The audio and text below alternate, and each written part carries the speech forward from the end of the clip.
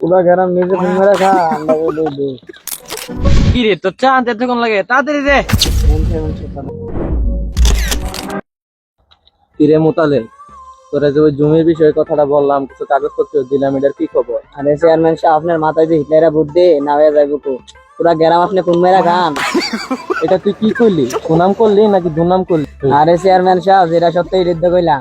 তুই বেশি বিটলামি করস, কম কথা কবি। সাথীরা ঠিক করে ধর, চল হাট। পুরা গরম নিজে ফোন মেরে খা আমরা বলে দে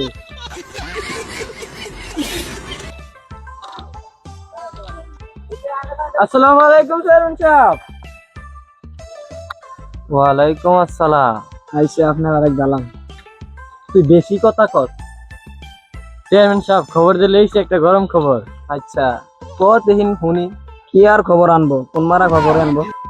চেয়ারম্যান সাহেব আসেন এক জায়গায় বৈশা গরম খবরটা বলি। আচ্ছা চলো তাহলে একটু সামনে আসেন।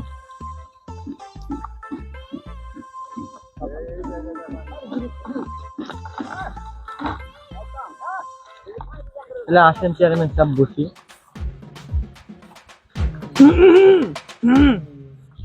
চেয়ারম্যান সাহেব বসেন বসেন। কিরে ওই কি অসম্মানী করতেছে নাকি? বুঝলাম না তো, কিছু কিছু বরস থাকে। এই বেটা চেয়ারম্যান সাহেব বেরোইছে দিতে বেরোইছে তোর। আমার লেগে চেয়ারম্যান খালি রোজা মানুষের কম দেখবো, আমার ওই দান্দা বিচারে। এই চেয়ারম্যান সাহেব সুন্দর ওঠ বেটা ওঠ। আরে চেয়ারম্যান সাহেব দাঁড়াইছেন, বসেন। ঠিক আছে।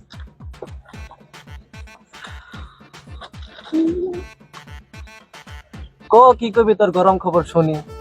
চেয়ারম্যান সাহেব আজকে যে আমার যে ন্যায্য মূল্যে চাল বিতরণ করার যে দায়িত্বটা দিচ্ছেন না, এনতে আপনার 40 বস্তা চাল মাইরা দিচ্ছি। কি রে কেমনে কি করলি খুলা বল বেটা। আরে বুঝেন না, গ্রামে তো সব আপনার সহজ সরল মানুষ, তো এই সমস্যা কাদের সমস্যা এই সমস্যা বললাম মাইরা দিলাম। ঠিকই বলছস, এদের থেকে আবার ভালো টাকা মারা যায়। চেয়ারম্যান সাহেব তোর ভালো যা দাম দিব 300 টাকার বস্তা। মুখসা মুখসা এরা কি সব যদি চেয়ারম্যান সাহেব করে দিয়ে তাহলে আমরা দাম দিব। ও কিরে তোরা দুটোটা কি শুরু করলি? পিছনে কি পিস পিস করতেছ? না না চেয়ারম্যান সাহেব কিছু না, এমনি একটা পার্সোনাল কথা ছিল। ও আচ্ছা রাইট বেটা, তুই এখনো দাঁড়াইছস? যা চেয়ারম্যান সাহেবের লেগে চা নিয়া। নিজে চেয়ারম্যানের সামসা আবার আমারে মারে হারা দেই তো ছটা কিরম হইছে। আরে গরম চেয়ারম্যান সাহেব ওর দিক কি রে তোর চা আনতে এতক্ষণ লাগে তাড়াতাড়ি দে। চেয়ারম্যান সাহেব ছটা।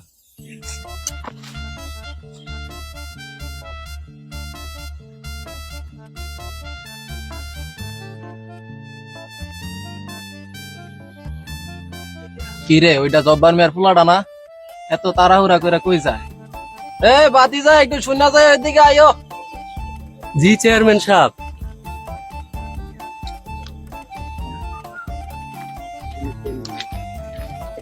তো বাতি যা এত তাড়াহুড়া কইরা সেরা কই যাইতা লইছ? না চেয়ারম্যান সাহেব, ওই পাশের এলাকার জাহাঙ্গীর চেয়ারম্যান ছিল না আগে, আচ্ছা আচ্ছা ওই লোকটা মারা গেছে, তো হের সাথে কিছু কথা কইতাম যাই। বাবা তোমার তুমি বালা পোলা মনে করছিল, তুমি আমার সাথে এমনি বেয়াদবি করতেছো কি? তুমি নাকি মরা বাড়ি দিয়েছে আবার মরা বাড়ির লয় কথা কইবা কেমনে? চেয়ারম্যান সাহেব আপনি তো জানেন আমার বাবা একজন সহজ সরল মানুষ আসলে, গরিব মানুষ। আগের আলমগীর চেয়ারম্যান থাকতে তো আমার বাবার একটা চাইলেও দিছে না, একটা ন্যায্য মূল্যের কার্ডও দেয় নাই। আরো কি করছে জানেন? আমার বাবা এই খাসের জায়গায় একটা টমটম দিছিল, এটার টাকা দিয়ে আমরা পুরো ফ্যামিলিটা পালছে আমার বাবাই। এই চেয়ারম্যান সাহেব এই খাসের জায়গাটা জোর করে দখল করে নিছে। আমার বাবাই সহজ সরল মানুষ, গেছিল প্রতিবাদ করতে, আমার বাবারে অনেক মার মারছে চেয়ারম্যান সাহেব। আজকে উনি মারা গেছে, উনার ছেলেরে এই টাকা দিয়া বিদেশে পাঠাইছিল ওই পুলারে লেহাপড়া করার লাগা। আজকে উনি মারা গেছে, ওই পুলো বিদেশ থেকে আইব না।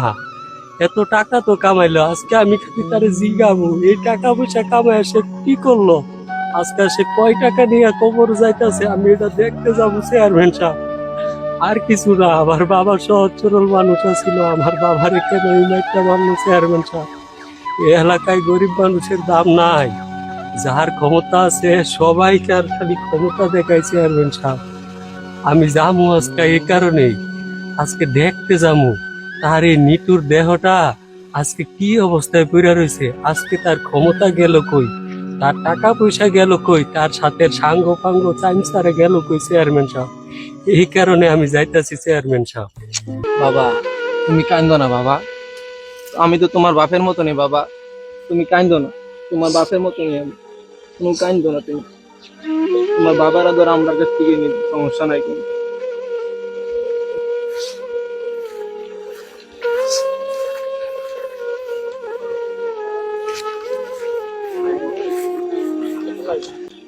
আরে বেচারা রে, তার বাপটা আসলে খুব ভালো মানুষ ছিল রে, চেয়ারম্যান কিরে যে তার লগে এই কাজটা করলো।